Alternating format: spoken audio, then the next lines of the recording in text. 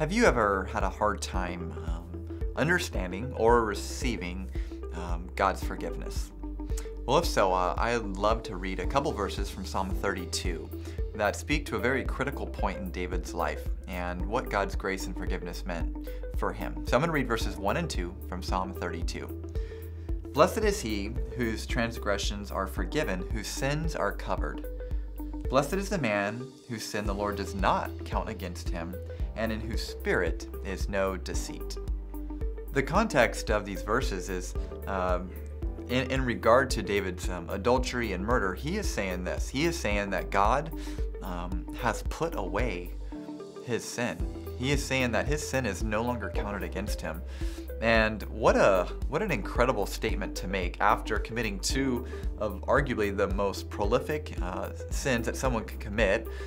David completely embraces God's forgiveness and his grace. He takes God for face value and realizes that God has completely wiped the slate clean. What are the barriers today for you and I in receiving God's forgiveness? Well, I think sometimes we look at something and we say, that sin or that action is unforgivable because it is so big.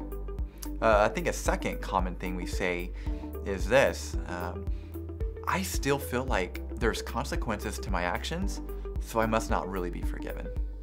Or the last one is this, I know God might forgive me, but I can't forgive myself.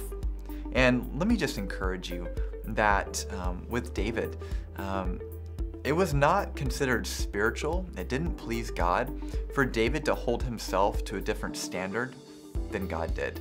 Remember, in the legal sense, we would never think it just to charge someone and hold them accountable to pay for the same crime twice.